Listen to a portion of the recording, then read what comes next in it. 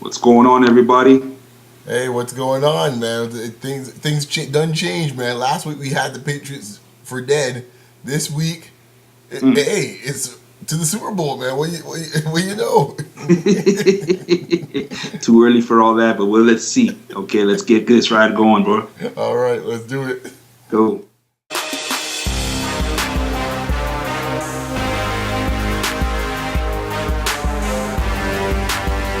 All right, so another week of the NFL's come and gone. We're gonna recap what we thought of last week's featured games. Here's my boy Eve. So Eve, we're gonna get quickly into last week's games. I'll start with your favorite team, the New York Football Giants.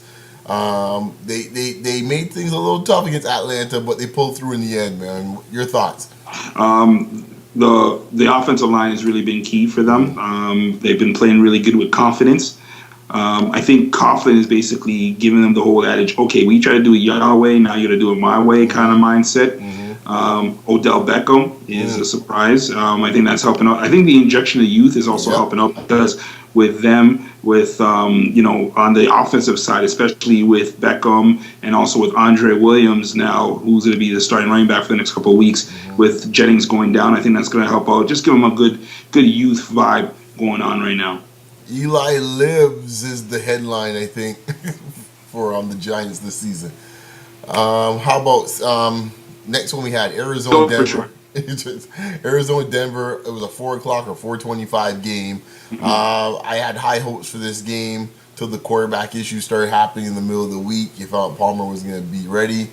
Arizona hung in for a little while, but Manning went to work on those boys. That secondary got lit up. Oh man. Oh, they did. Cromartie got so burned.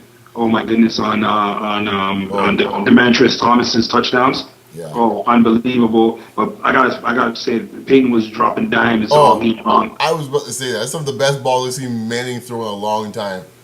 Before Yeah. the ball even got there, the Yeah. ball was in the right spot where only the guy could just simply put his hand out. But it's a That- warm, toasty day in Denver in September. We'll see 4 months from now. Yeah, that's true. Exactly. The only thing that bugged me though about about that game in Arizona was the cheap chop block. I think I texted you Oh at yeah, and yeah. the guy's gone for 2 to 3 weeks, and it was Well, pretty blocked. there's a I mean, lot of debate on if it was done on purpose, if it wasn't, because I've heard some of the ESPN guys say pretty much. I think it's Golick. I think I don't want to misquote who it was, but I believe it was Golick talking about. It looks like the lineman was about to put his hands on him, took his hands off because he realized in this case the receivers cutting him. So it might be one of those things where it might have been something where it happened by accident, where someone had miscommunication, but it wasn't a good look. Even though yeah, I I, don't like I, I would those. like to get that rule just eliminated for years. Yeah, I hate that chop rule. blocks are not cool, Yeah, man. not cool. I Not mean, I don't think you see as many as you used to see, but it's still a nasty move, and yeah, I wish they just banned that. But then again, that's for the defense, advantage the defense, and we know in this league they could care less about that. So, anyways, third one, man, let's get into it. We had the third game, Ravens Colts. This game, like the Colts had won this game 3-4 times over, and yet you looked at the score is like a touchdown game somewhere in the early fourth. I mean, they were playing with fire. right. I made my point last week. Now I ain't saying Luck statistically hasn't had a good season, but something's not right with this team. They're finding ways to get it done, but they're right for the picking, man. The Colts, but Yeah, they got to tighten that stuff up because I mean, Ahmad Bradshaw was right near the goal line, could have sealed the game, fumbled the ball. right, Luck had a pick right Yeah, there in that the pick. goal line. And the thing is, it wasn't like Baltimore was playing great either. No, no, not at all, man. I mean, like, if Baltimore had any sort of energy on offense, they would have won that game. I think going away. So that's pretty much this week. We had a pretty good week. He went 2-1. I went 3-0. So hey, man. Something to brag about, I guess. Exactly. I've been on a little bit of a hot streak lately. So we'll see what comes up with these for these next picks coming up. For sure. The big three. So this week's games, we have a little bit of everything. Some teams that we haven't discussed really seriously yet. But we're gonna get into it now. So game number one, I really want to talk about is Cowboys Seahawks 425. My Seahawks getting to have America's team supposedly, even though half the time the stadium in their stadiums, for the road team, but America's team enters, the mighty Northwest, the Pacific Northwest. I think this is where pretty much where Dallas get. I mean, I will find out how good this offensive line is this time around. So I still feel Seattle's going to win. I think Seattle's going to handle them pretty well. I am not sold on Dallas just yet, but that's my thoughts. I think Seattle goes running away. What about you? Well, this is back to the scene of the crime where Tony Romo and his playoff collapses. The scene of the crime. If they just resurrected Parcells from there, that would have just made it that much more sweeter. It's funny you mentioned that. It's almost like a tale of two teams. Like that play, the franchise went two different ways after that play. Really, it's interesting you mentioned that because Dallas was on the kind of up and coming team at the time, with Romo just coming in, and they haven't really been the same, obviously, since. And I mean, we've seen what happened with Seattle. So interesting that you mentioned that. I kind of forgotten all about that a little bit. Oh yeah, man. So the thing about it is that for me, I'm still going to choose Seattle. I'm still going to choose Seattle over Dallas. However, it's going to be a real good test for the Cowboys to really see if they're really legit. If the style that they're playing right now, which is almost a 55% run, 45% pass play ratio, is really the way to go, because this reminds me of the old 90s, what the Dallas used to do when they had a great offensive line. So this is going to be, because the thing about it, for you to beat Seattle, you got to beat them up. You got to run at them. You got to have a fullback and a running back that can just churn yards on them, because I think San Diego is the only team that has physically manhandled them this season. You know what I mean? And that's the game plan. And also as well, people started to realize after that San Diego game, you got to start throwing on Richard Sherman, because Richard Sherman gave up a touchdown even on Monday night. So he's not all that great like everybody tries to make him out to be, and that's why you realize why he was like a 4th or 5th round pick. Well, let's slow the roll for a second, man. This guy's talking about that he's a 5th round pick, this and that, but the dude's still pretty, he's still pretty good. I ain't saying he ain't pretty good. Okay, I just said he's real good. I'm just saying every corner gets burned. Every corner gets beat. Yeah, there's no doubt. But I'm just saying the way to get him is if Deshaun Jackson's pretty good. I'm not a big Deshaun Jackson guy, but Deshaun Jackson beat him pretty clean. Deshaun Jackson make a lot of dudes look bad though. Yeah, he does. He does when he's motivated. But that's one of the situations. But I'm getting back to the point. I definitely have Seattle winning this game. But I think it's gonna be a lot closer than we anticipate. But I think it's because of the defense that'll come through for Seattle, and plus Wilson. Wow. Especially what he did on Monday night was just awesome. It's just a shame that Percy Harvin got 3 touchdown calls back. That's true. Okay, next game, Panthers-Bengals. And we've had the Panthers featured before, but I really wanted this game from the Cincinnati angle. After what I saw on Sunday night, I turned, you chuckled when I texted you and I said, I'm done. I think sometime late in the third, I think it's 28, 14 or something like that. Yeah. You can see the writing on the wall. I'm tired of Cincinnati coming to the ball every time and turning into a pumpkin every single time there's a prime time game. These dudes ain't ready for prime time. They never gonna be ready for prime time. As a Steelers fan, I'll tell you once and for all, they're Cincinnati. They ain't gonna never be ready for prime time, okay? I'm looking for my chops for them later in the year when I get them twice in about a 4 or 5 week span. I just wish we didn't lose to Tampa Bay a couple weeks ago. We'd be running this division right now. But Cincinnati against Carolina, they'll bounce back. They're at home. Even though I like Carolina, how they played, everyone's jumping about Cam. Saw that feature on NFL Network on him last Sunday. I thought it was a little rough. I mean, the dude here is playing with rookies pretty much, and they've stripped him down, and yet he's still finding a way to get the 3-2. And I wouldn't be surprised if Carolina won this weekend, to be quite honest with you. You know what? I'm going to tell you something. I'm actually choosing Carolina to win this game. The reason being, all of a sudden, in this league, listen, when it comes to quarterbacking, it is always based upon the pocket. Players, you got to make plays. You got to make plays in the pocket. You got to know how to throw the ball. As much as I like Cam, like running the ball and all that kind of stuff, when it gets down to it, he played like a quarterback last week. And I think because of the ankle injury, he's also knowing how to manipulate the pocket. And I think he's going to do it. Look, his turnover ratio, has he thrown a pick yet this season? Say again? I don't think he's thrown a pick yet this season. No, he hasn't. No, so I mean, everyone's talking about this is running quarterback. The dude knows what he's doing inside a pocket. Like he's not losing the game. Just because of the threat, just because of his threat. Right. that scares people. But Right. he played great last week. He Yeah. played last week against Chicago. I mean, even though it is the Bears, but the way that he played was all plays in the pocket. Yeah. Excuse me, all Like, plays in the pocket, I which think was there's very really been impressive. only And one he's bad. seen it. Yeah, there's been one bad game I think you can say Carolina truly had, the Pittsburgh game. After that, true they got Walt the next week, but I don't think Cam really was the issue with that. The defense, was the issue. But overall, I think, I almost want to change my pick. You're convinced me to change my pick actually, because I just feel I don't trust Cincinnati that much, man. And Dalton missed some You easy know, passes, man, and their receiver dropped some I easy don't balls. know. So I'll stick with Cincinnati. I'll stick with Cincy for now. Yeah, I think that was really the thing. And also, I don't.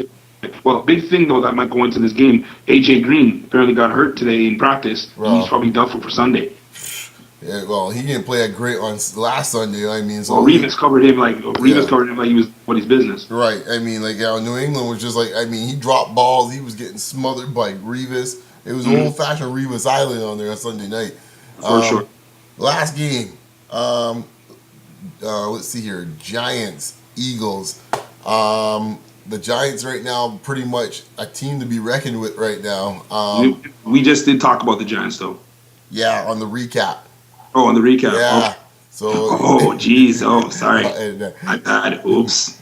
I'll start over. So Giants Eagles on the I think right now we discussed them last week. I like how they're playing.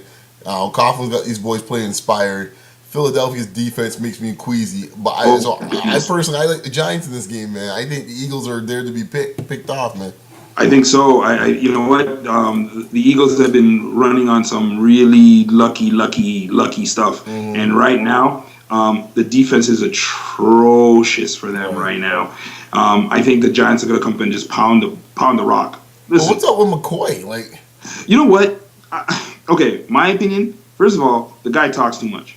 well, he always used to talk a lot. You know, I mean, yeah, like I But your mean, nickname's Shady McCoy, You're not guys yeah, who get quiet. exactly. But because now there's a whole like I mean, just hearing today, basically, there's reports basically saying that he was that he asked out of the game, where when Sproles took over in that last Really? quarter, and so that's becoming a big hot topic issue, especially in Philadelphia. They don't want to hear stuff like that. Right. And I think he's actually starting to wear off a little thin. But even though he's still a top dog, but I think he's basically the way I look at it. I think he's just basically trying to pace himself and try to get. It's a lot of yards that they were trying to run this guy on, a lot of touches. But so you would think he's probably just trying. that's the whole reason they brought Sproles in the first place.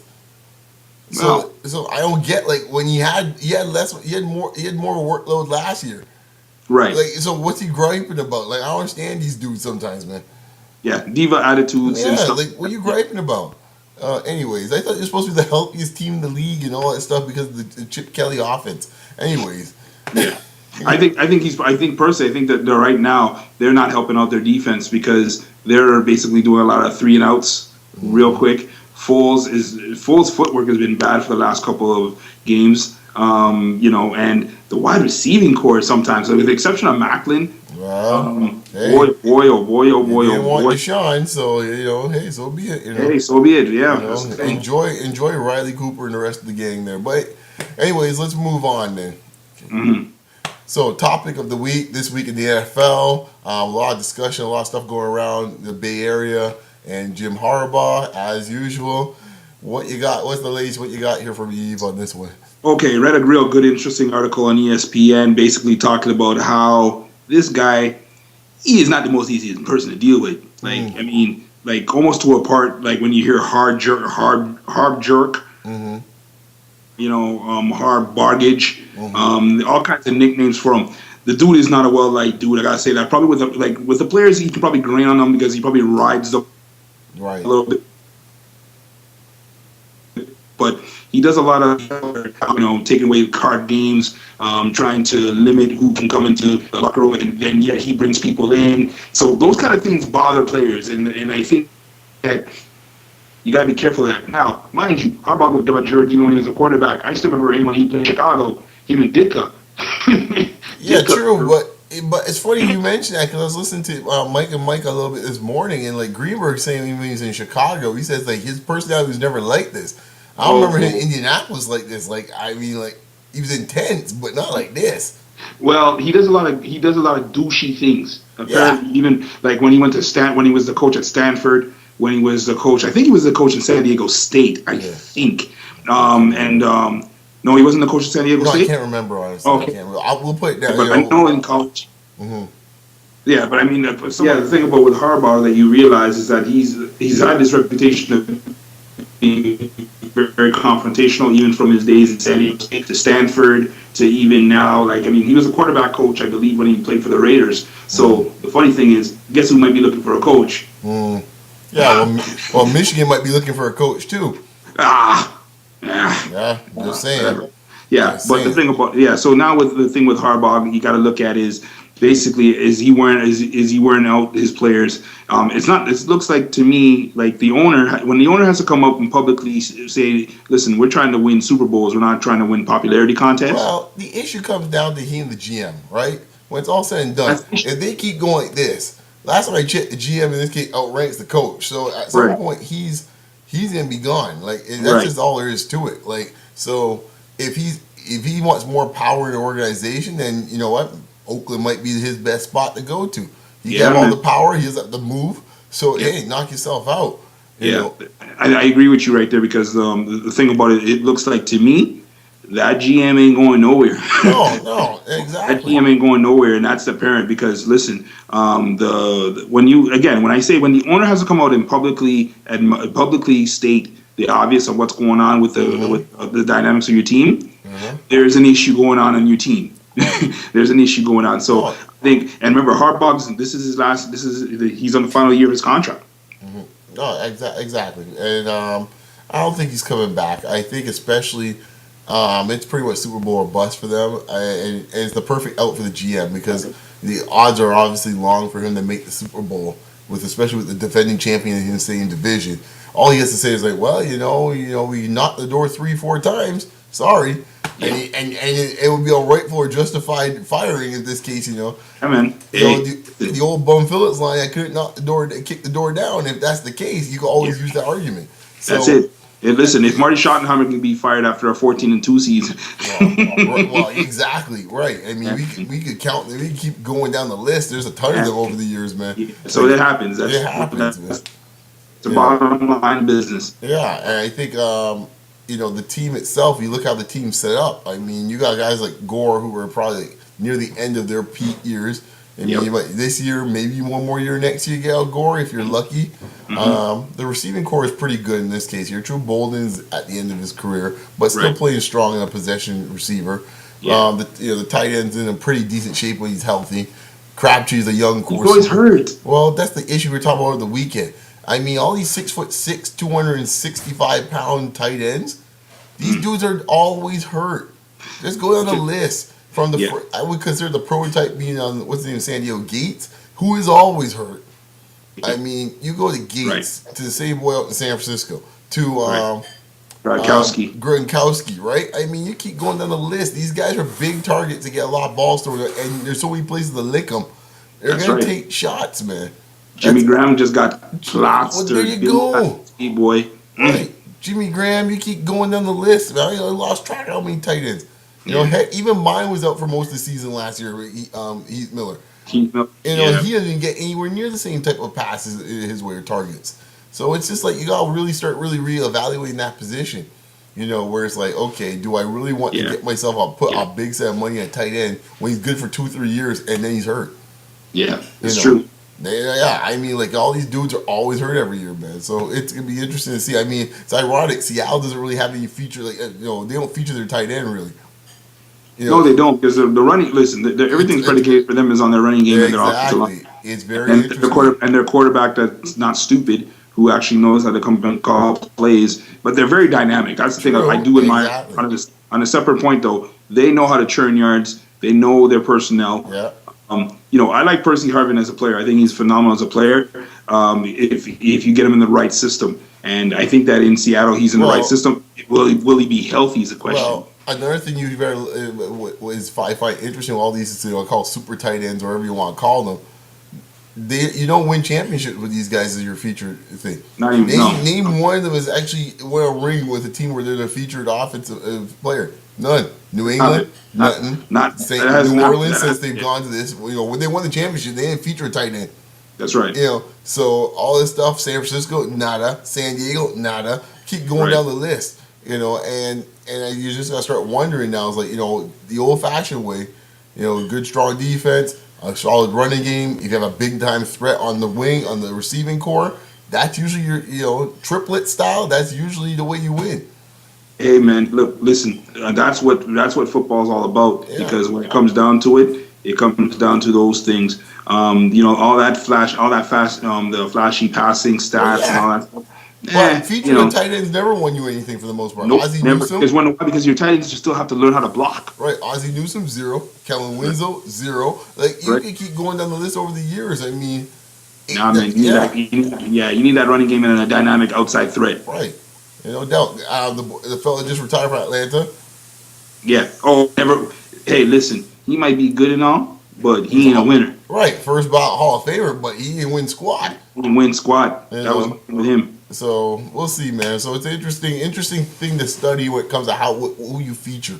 In this case here, how tight ends. It's an interest. I'd be curious to see if someone does a stat on that. Maybe like some type of statistics around feature having your tight ends a feature receiver.